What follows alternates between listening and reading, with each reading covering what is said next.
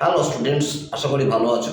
আমি আরেকবার তোমাদের কাছে এসেছি নতুন ভিডিও নিয়ে। অমূলদার কোচিং সেন্টারের পক্ষ থেকে সুমিত বিশ্বাস। দেখো, সেকেন্ড সেমিস্টারের WBSU ভিএসসি কোডে ভিএসসির ইয়োগা একটা পার্ট আছে, সেকেন্ড সেমিস্টারে আছে। এটা হচ্ছে কিনা NEP সিস্টেমে এটাই নতুন করেছে। এটা সাজেস্টিভ কোশ্চেন আমি কিছু তুলে ধরছি।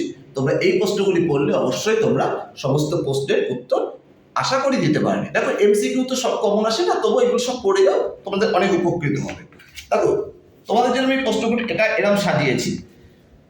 WBSU সেকেন্ড সেমিস্টার ইয়োগা, কোন যোগকে পতঞ্জলি যোগ নামে জানা যায়? রাজযোগ, অষ্টাঙ্গ যোগ। যেহেতু তোমাদের ইংলিশ ভার্সানে আসবে, তাই আমি কিছু বানান করে ইংলিশটাও উত্তরটা লিখে দিয়েছি।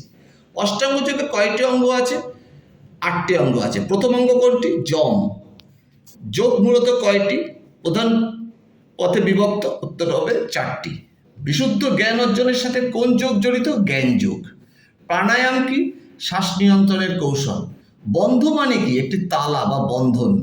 ধ্যান যোগে শরীরের কি হয়? শরীর স্থির থাকে। ধ্যানের প্রধান লক্ষ্য কি? চিন্তা ত্যাগ করা এবং মনোযোগ ধরে রাখা। ধ্যানের প্রথম নিয়ম কি? একাগ্রতা। ধ্যানের কয়টি ধাপ আছে? 4টি। রাজযোগে কিসের নিয়ন্ত্রণের যোগ? রাজযোগ এটা মন, মাইন্ড। ডায়াবেটিসের জন্য কোন আসন উপকারী? মণ্ডুকা আসন। সর্বাঙ্গাসনের বিপরীত আসন কোনটি? মৎস্যাসন। দীর্ঘস্থায়ী পিঠের ব্যথার জন্য কোন আসন ভালো? ভুজঙ্গাসন। কোন আসন হজম প্রক্রিয়া সাহায্য করে?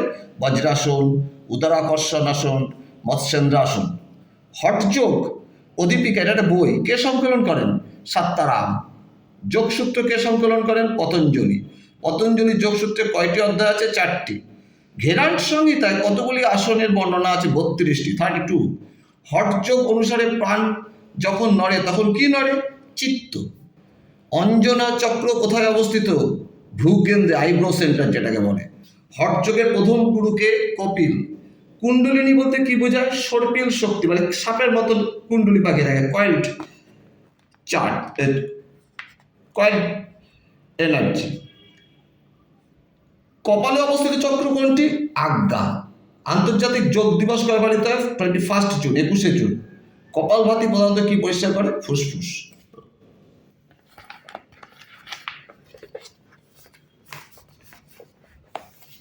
দেখো, আমি এই সাজেশনটা তোমাদের জন্য রেখেছি ভিএসসি ইয়োগাতে, তোমাদের সেকেন্ড সেমিস্টারে WBSU আন্ডারে। তোমরা এই প্রশ্নগুলো যদি পড়ে যাও, তাহলে আশা করি তোমরা সমস্ত প্রশ্নগুলো অ্যাটেন্ড করতে পারবে এবং লিখতে পারবে। ঠিক আছে?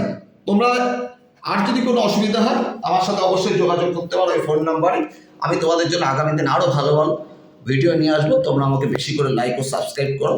তোমরা এইগুলো দেখে যাও, তোমাদের রেজাল্ট অবশ্যই ভালো হবে, এই আশা আমি রাখছি। আজকে এ পর্যন্ত থাকুক। Tata, by.